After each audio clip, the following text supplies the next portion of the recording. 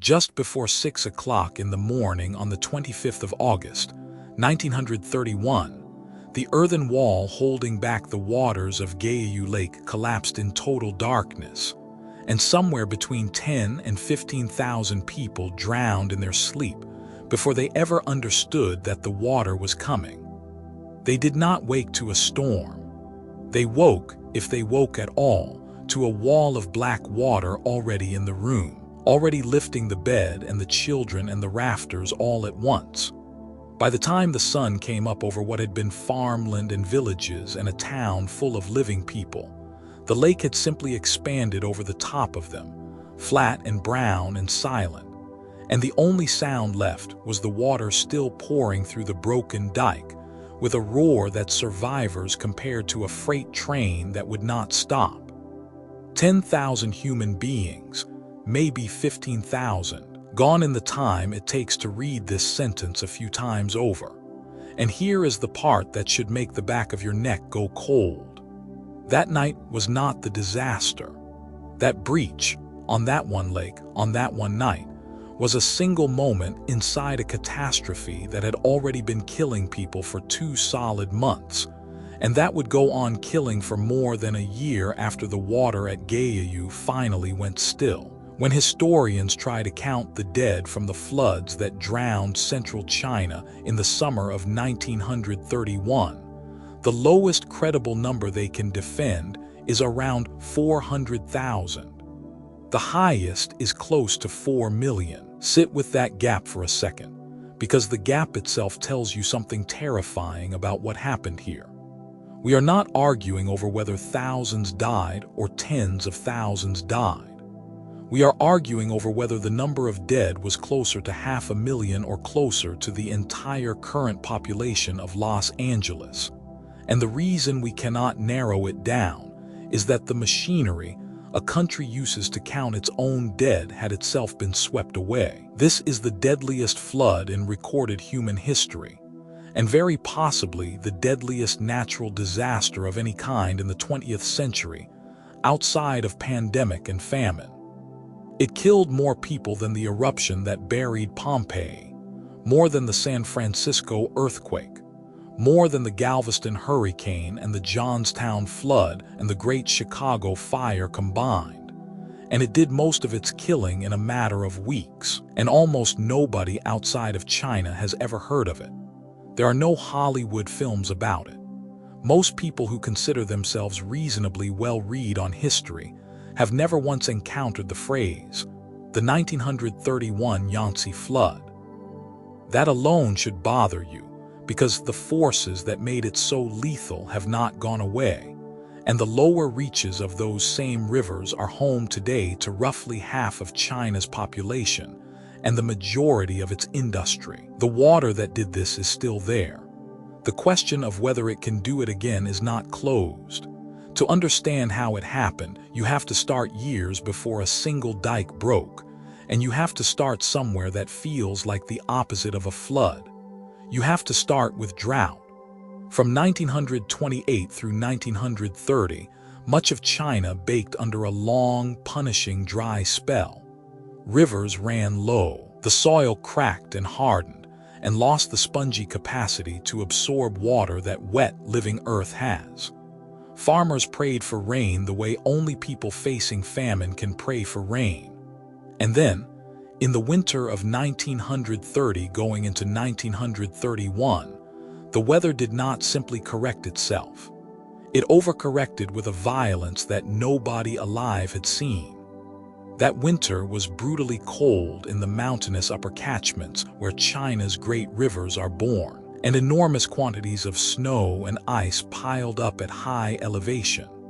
Think of those frozen reserves as a loaded gun.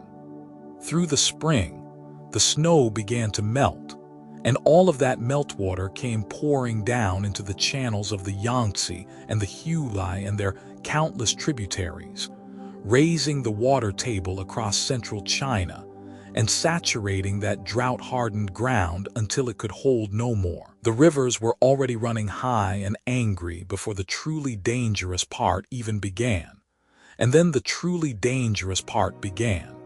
In a normal year, The Yangtze Basin might expect 2 cyclonic storms over the course of an entire season.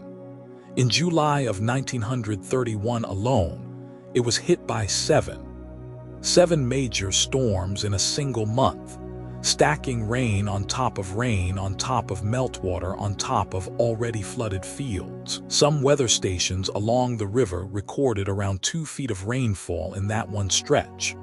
The total volume of water that fell on the Yangtze Valley in that single month was roughly 1.5 times the average annual precipitation for the entire region.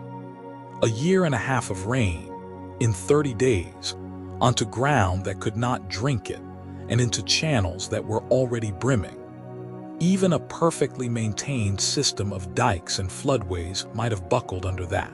And the system protecting central China in 1931 was very, very far from perfectly maintained.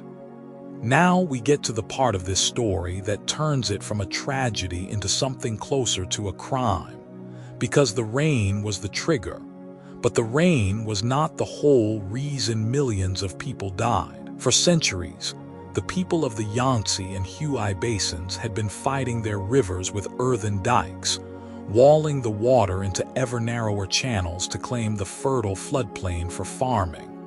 The Great Jinjiang Levee, one of the most important of these barriers, had been completed back in 1548. Generation after generation, more walls went up. More lakes that had once acted as natural overflow basins were either cut off from the rivers by embankments or drained and converted into cropland to feed a growing population. By the late 19th century, the lower Yangtze could effectively drain through only a handful of openings on the south side of the river.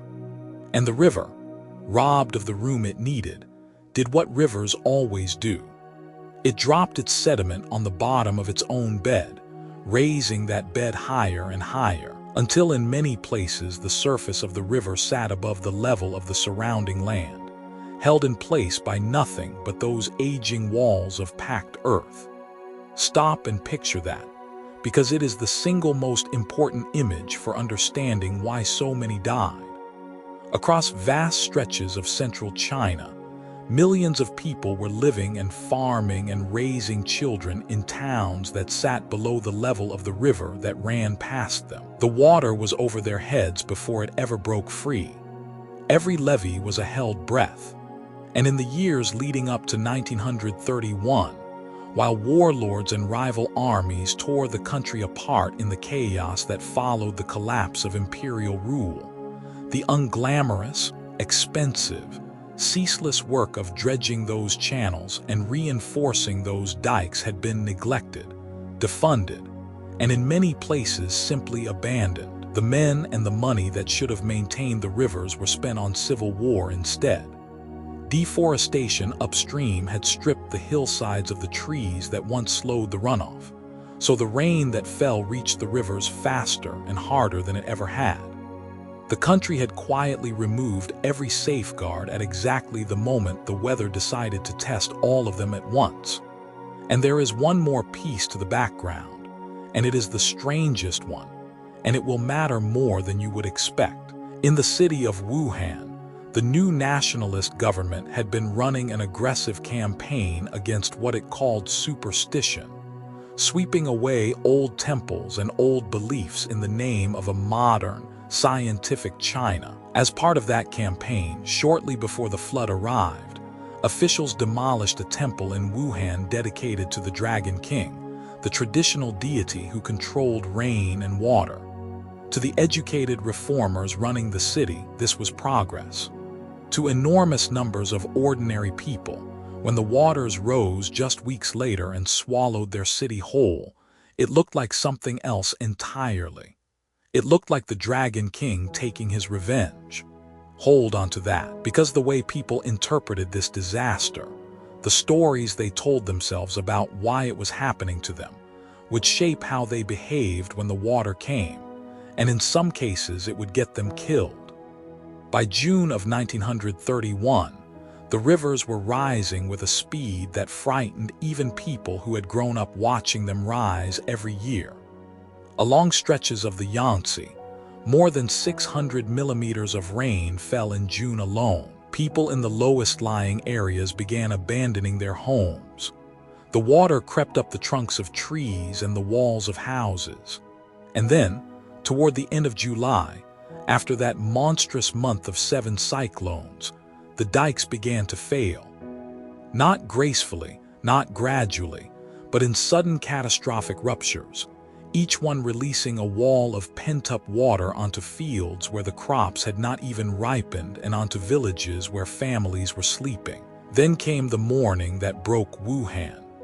Wuhan is really 3 old cities grown together at the confluence of the Yangtze and the Han River, and in 1931, it was one of the great industrial and commercial hubs of China, a place that prided itself on being modern. Refugees from the drowning countryside had already been streaming into the city since late spring, crowding onto whatever high ground they could find. And then, just before 6 o'clock in the morning on the 27th of July, a dike protecting the city gave way. The water came in fast. When it was done rising, an area of roughly 83 square kilometers was underwater, and something on the order of 782,000 people, city residents and rural refugees together, had been made homeless in a single stroke. The city center, the banks, the shops, the homes, all of it sat under many feet of water, and it did not drain away in a day or a week. Central Wuhan stayed flooded for close to 3 months. Picture what that actually means as a place to survive. The streets are now canals of filthy brown water. 30,000 people are crammed onto a single railway embankment in central Hankou, one of Wuhan's 3 cities, perched on the only strip of raised ground for miles, with the flood on both sides of them. People float through the submerged streets on doors and tables and crude rafts. And here is where you see something the older flood stories never had, because this was a thoroughly modern disaster striking a thoroughly modern city, and modernity had invented new ways to die. Barrels of benzene, an industrial chemical, broke loose from warehouses and went bobbing through the streets, banging into things, leaking. Kerosene caught fire on the surface of the water and set buildings burning even as they stood waist-deep in flood. Live electrical wiring, half submerged, turned the water itself into a weapon, and more than 50 people were electrocuted in the streets of their own drowned city. And the sewer system, the proud symbol of a clean and hygienic modern Wuhan, did the most quietly catastrophic thing of all. It reversed. Instead of carrying waste away from the city, it emptied the bowels of the city up into the standing water that hundreds of thousands of people were now wading through, drinking from, and living in. That detail is the hinge on which the entire death toll turns. So let me be very direct about why it matters to you, sitting wherever you are reading this. The thing about a flood is that the drowning is only the opening act. The drowning is fast and visible, and it kills a horrifying number of people in the first days. But the flood's real weapon, the one that does most of the killing, is what it does to the invisible systems that keep human beings alive between disasters. It poisons the water you drink. It destroys the food you were going to eat. It packs the survivors together in filth with no sanitation and no medicine. And then it waits. In some of the worst-hit areas of the 1931 flood, disease accounted for as much as 70% of all the deaths. Not the water, what the water left behind. And the diseases came in a procession, each one feeding on the bodies the last one had weakened. Cholera, the classic killer of the drowned and the displaced, broke out in the refugee camps of the Wuhan area toward the middle of September. At Hankou alone, the number of cholera cases among refugees was estimated at around 1,600, with a fatality rate that ran between 15 and 20% of everyone infected. And as the doctors tried to fight it, the town itself was still sitting under 4 feet of water, which made it impossible even to bury the dead. Let that image land. Cholera tearing through a packed refugee population, and nowhere dry to put the bodies. Alongside cholera came typhus and smallpox of a severe and aggressive type, reported across every province the flood had touched. Came dysentery, both amoebic and bacillary, endemic to the valley and now spreading like fire through the camps, killing infants in numbers the relief workers described as abnormally high.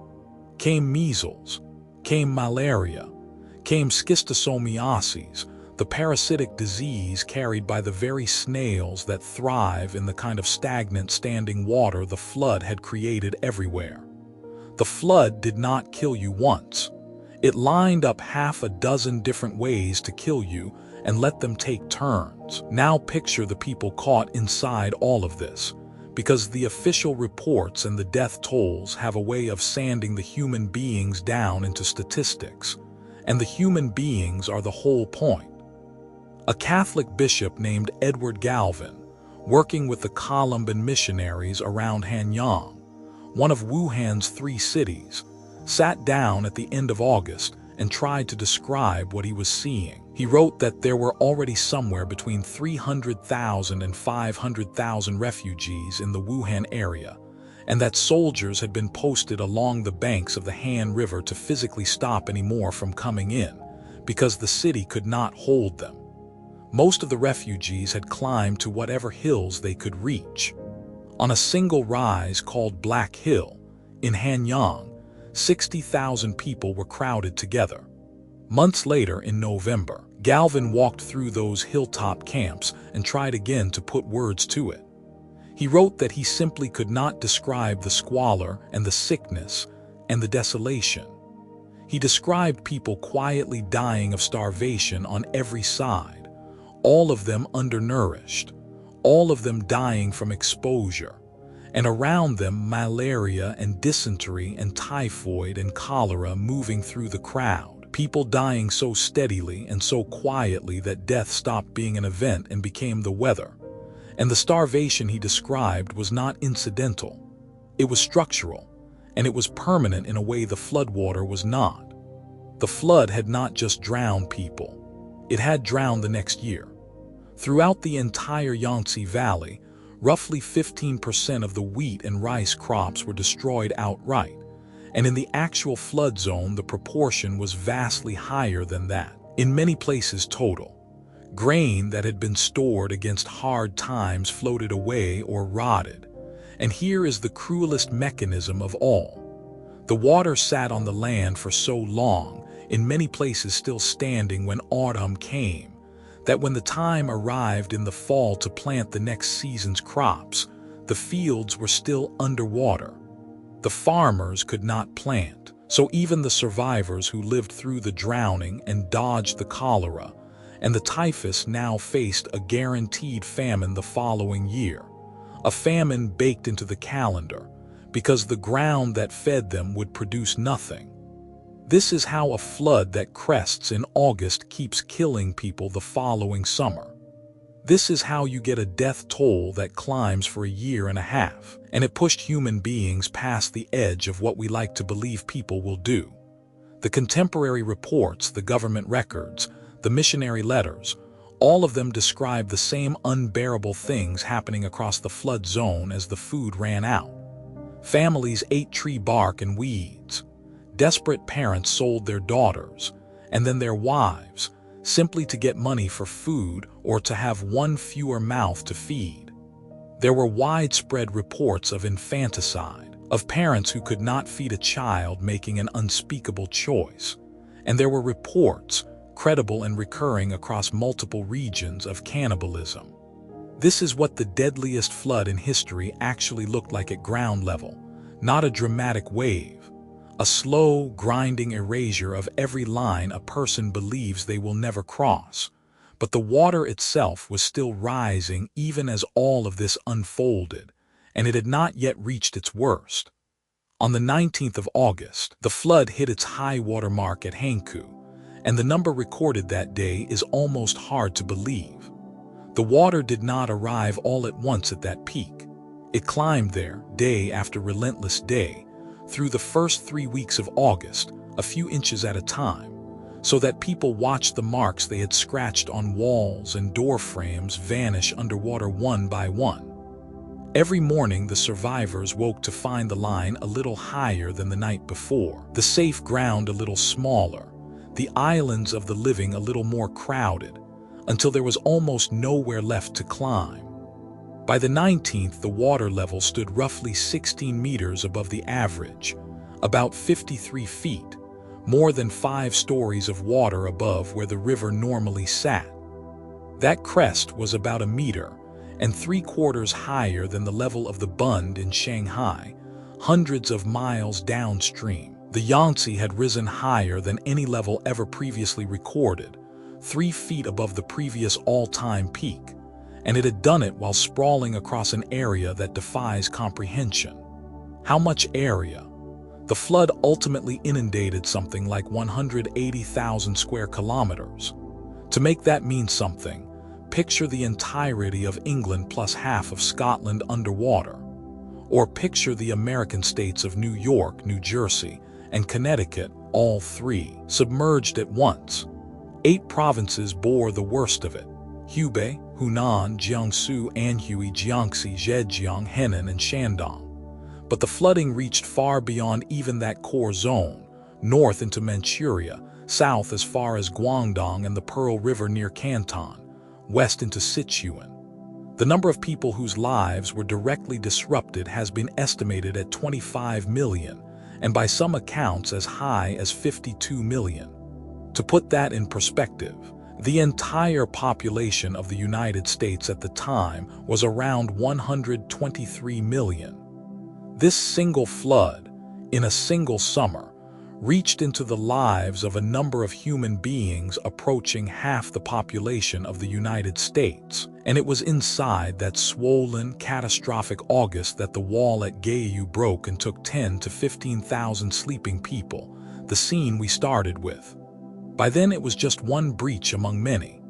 The Grand Canal, that ancient artery, was overwhelmed. The Yellow River, China's other monster, was flooding too. The waters of the Huai overflowed and went surging straight toward Nanjing, the national capital, a city that sat practically on an island, now ringed by floodwater like a medieval castle surrounded by its moat. The capital of the country was under siege by its own rivers. So what did the government do? This is where the flood stops being only a natural disaster and becomes a story about power and legitimacy, and how a catastrophe can quietly decide the fate of a nation. The nationalist government, the Kuomintang under Chiang Kai-shek, was young, shaky, and still trying to prove it actually controlled the country it claimed to rule.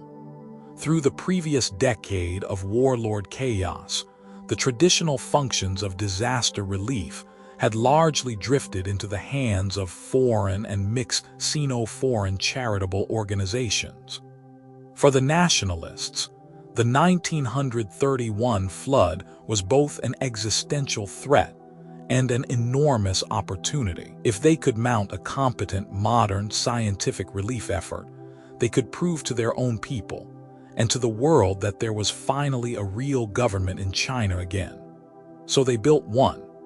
They established the National Flood Relief Commission and put it under the authority of T.V. Soong, also known as Song Ziwen, one of the most powerful figures in the Kuomintang and the brother-in-law of Chiang Kai-shek himself. The commission gathered a genuinely impressive roster of talent, Chinese and foreign. There was Wu Lian, a world-famous epidemiologist who had earlier helped contain a massive plague outbreak in Manchuria. There was Liu Ruiheng, the health minister. There was John Grant, a pioneering public health expert. There was Oliver Todd, an American hydraulic engineer who knew Chinese rivers intimately. The League of Nations was brought in, and it sent a British refugee specialist named John Hope Simpson, a man who had cut his teeth managing the population exchange between Greece and Turkey, to handle the day-to-day operation of the relief. On paper, this was a serious, modern, capable response.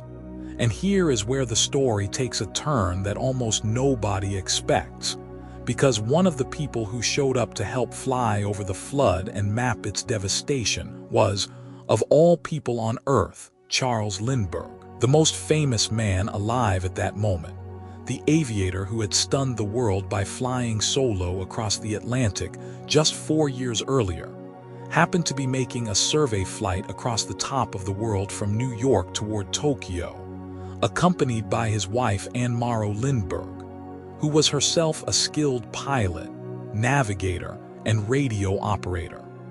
Their route brought them to China in the middle of the catastrophe, and they immediately offered themselves and their aircraft to the relief effort.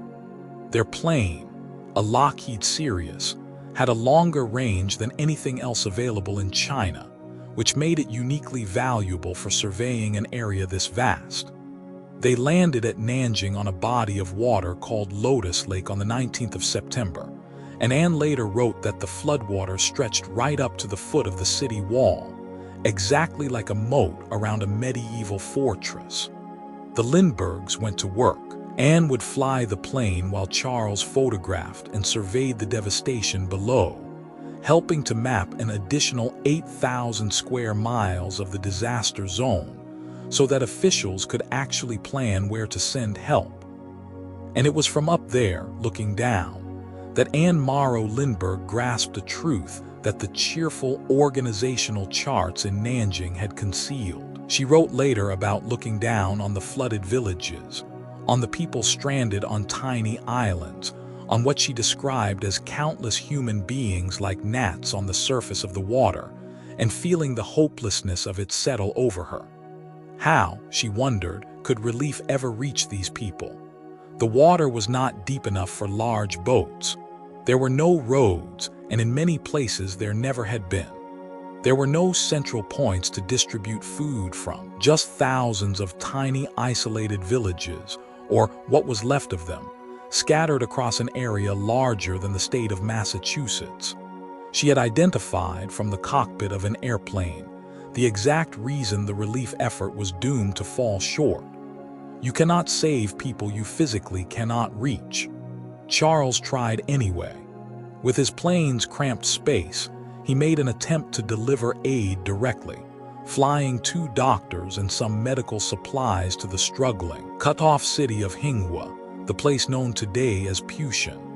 When he came down onto the water there, desperate sampans, the small wooden boats of the river people, swarmed the aircraft from every direction, so many of them and so frantic that they nearly capsized it.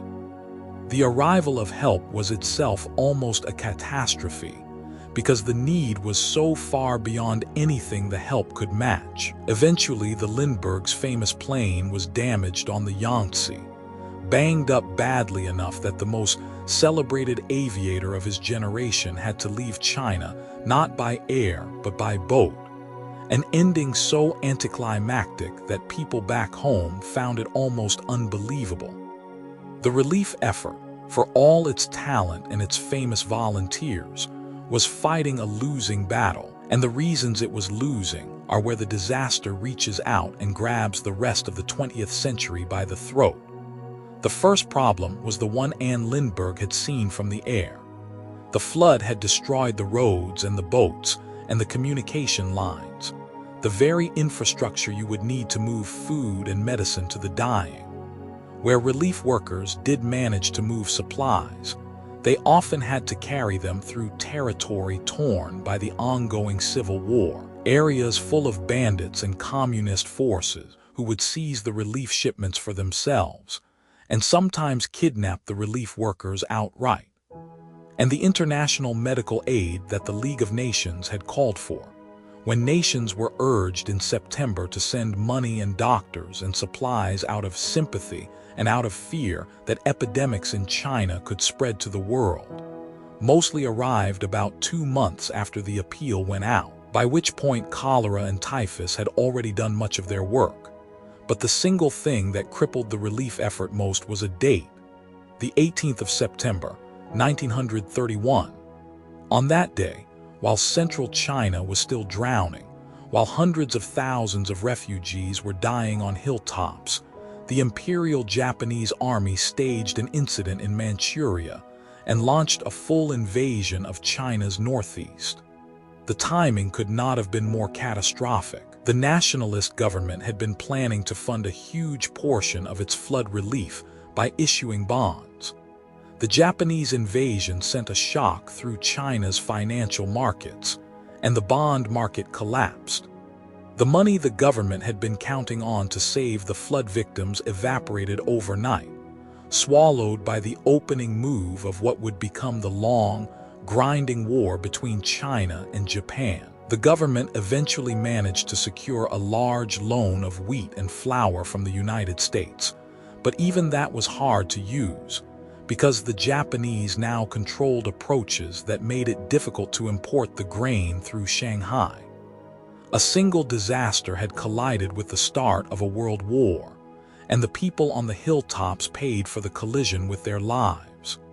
And yet, inside that failure, there were people doing extraordinary things, and the way they did them tells you something about how a modern state even attempts to fight a catastrophe this large. The Relief Commission did not simply hand out bowls of rice, partly because there was nowhere near enough rice, and partly because the planners had a colder, smarter idea. They built a work relief system. Instead of feeding idle refugees who would only drift and sicken, they paid them, in food and in wages, to rebuild the very dikes that had drowned them.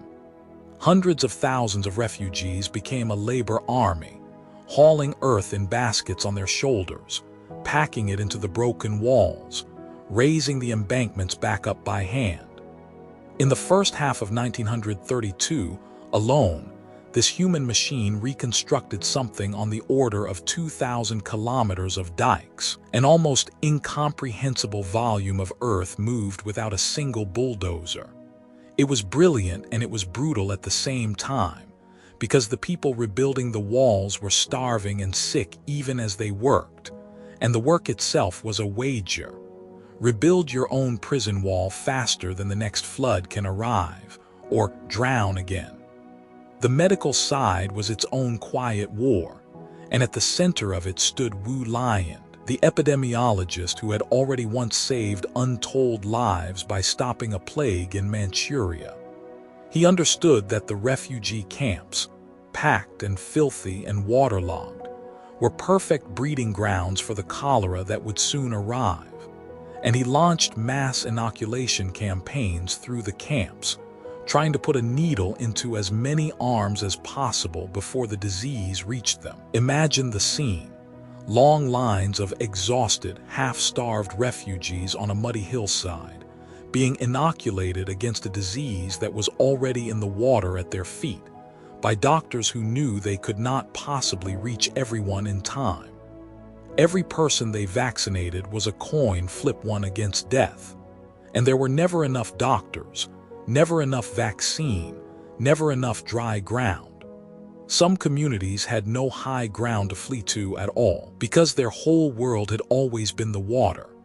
The Tanka people, the boat dwellers who for generations had lived their entire lives on sampans along the Yangtze, born on the water and married on the water and buried from the water, were among the hardest hit of anyone.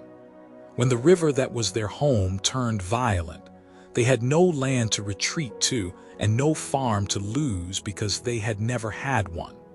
The flood did not just damage them.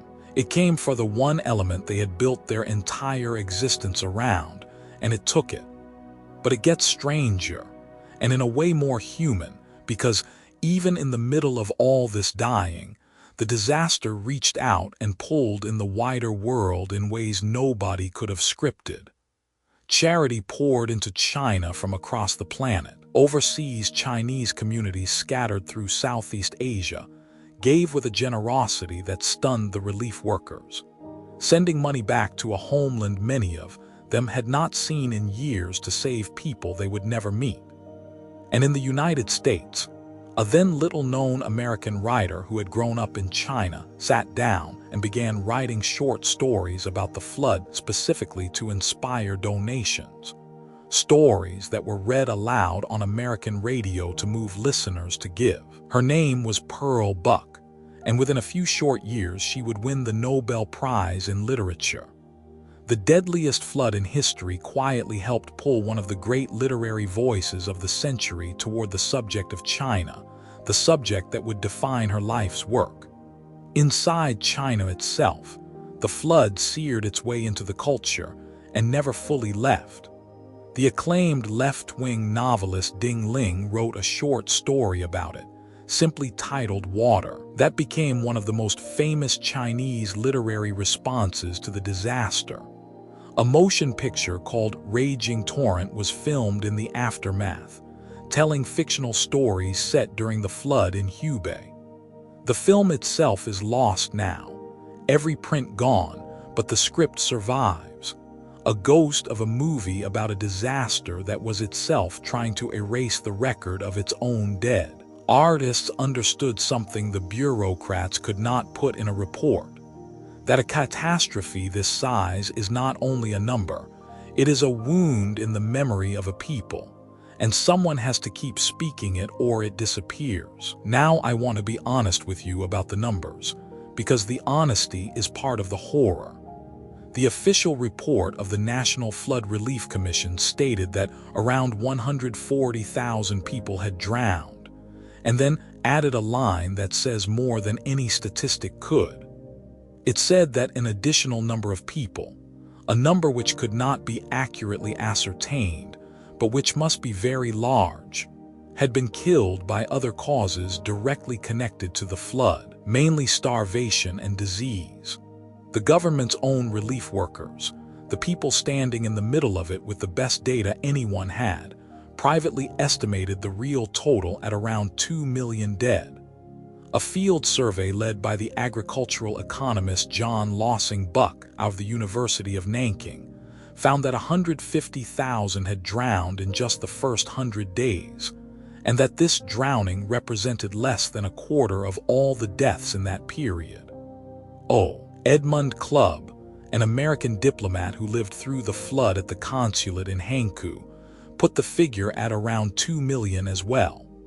Some Western sources pushed it to 3.7 or even 4 million. Decades later, a team of Chinese historians led by Lai Wenhai, working carefully through contemporary records, arrived at a figure of around 422,000. So why can't we know? Why is the gap between the low estimate and the high estimate larger than the entire death toll of most famous disasters? Because the flood destroyed the very thing you would need to count the dead. It drowned the local government offices and their records. It scattered and killed the officials who kept the registers. It even inundated the printing presses, so that for much of the disaster, the only reports getting out were written by journalists outside the flood zone, or by refugees like Zai Qianmao, a writer whose own city of Wuhan was drowned and who fled, and then wrote a long, anguished account he called the Great Hankou Flood. When a disaster is so total that it destroys society's ability to even record its own losses, the true scale of those losses becomes literally unknowable. We will never have the real number. The people who could have given it to us are part of it. And this is the point in the story where you might expect things to wind down, where the water recedes and the country rebuilds and the lesson is learned. That is not what happened. What happened is that this flood quietly helped break a government and remake a nation of 500 million people, and the consequences of that are still shaping the world you live in.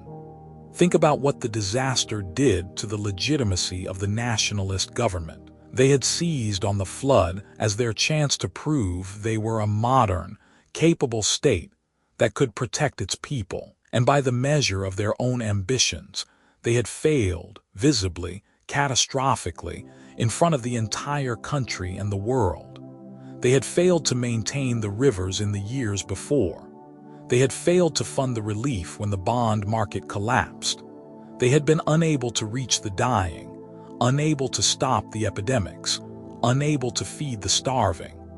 Reports from foreign diplomats documented relief funds being embezzled by local officials, supplies being siphoned off before they ever reached the people they were meant for, aid disproportionately benefiting urban elites and the military, while the rural peasants in the hardest-hit inland provinces, the great majority of the victims, were left to die.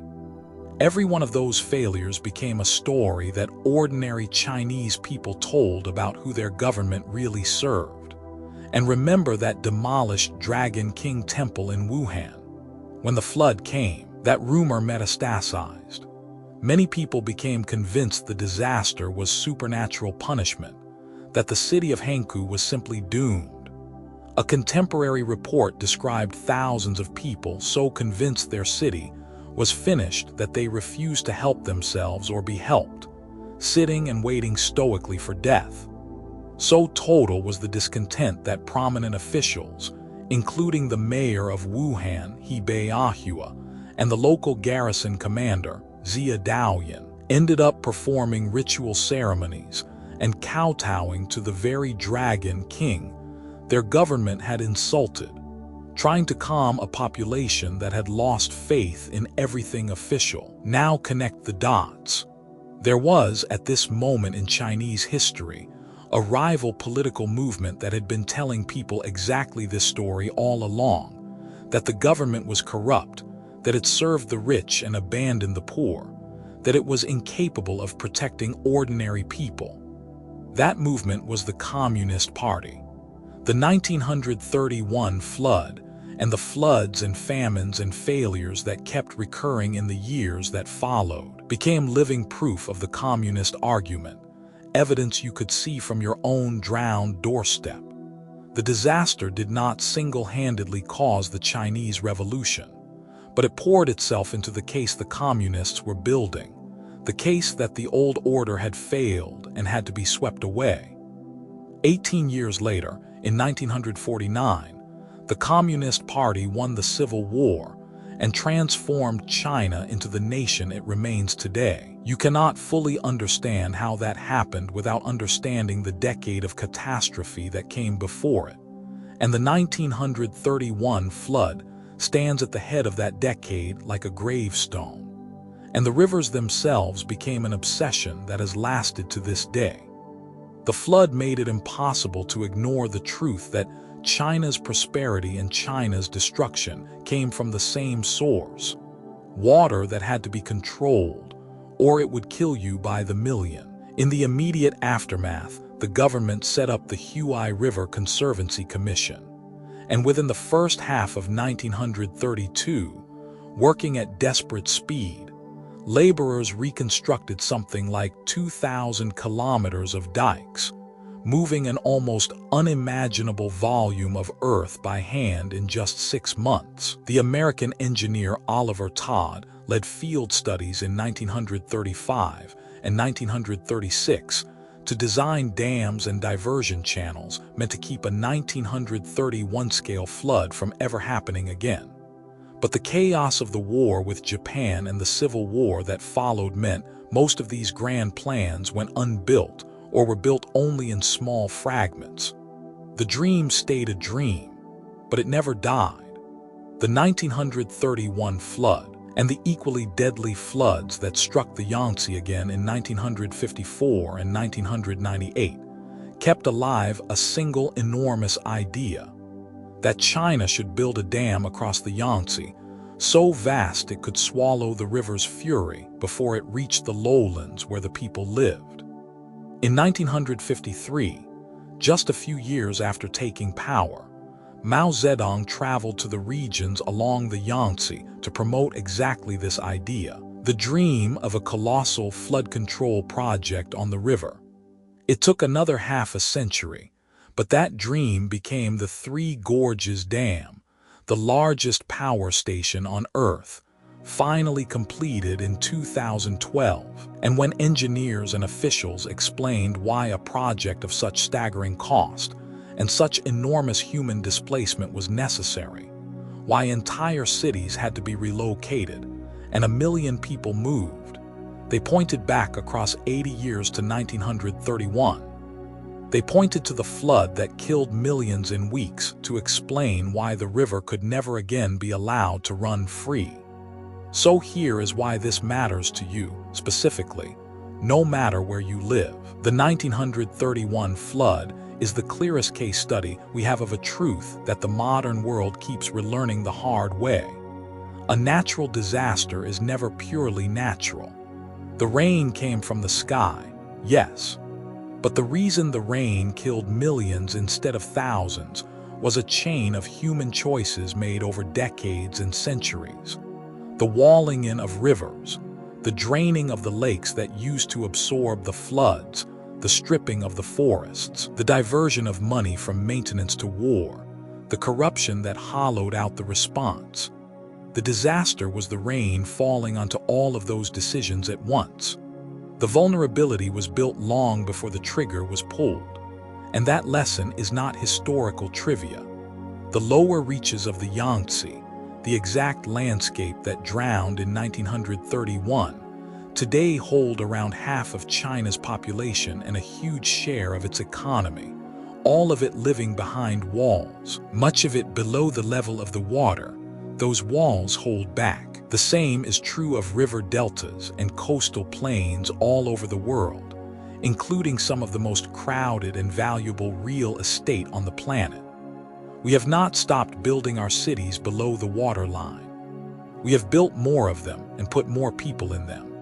And as the climate shifts and the storms that once came twice a year arrive 7 times in a month, we are running the 1931 experiment again on a global scale, and mostly hoping the walls hold. The flood that killed millions in weeks did not give the world a tidy ending. The water at Gyeongju went still. The survivors on Black Hill eventually came down. The dikes were patched. The river went back into its raised and dangerous bed. And then the famine of the following year killed more, and the war with Japan killed vastly more, and the Civil War after that, and the disaster faded out of the world's memory as if a catastrophe that large could simply be misplaced. But the people who study these things have never forgotten it, and neither should you, because somewhere right now there is a river running above the heads of a sleeping city, held back by a wall, and there is rain in the forecast. The number on the death toll from 1931 is a question we can never answer. The number on the next one is a question we are still, foolishly, choosing to leave open.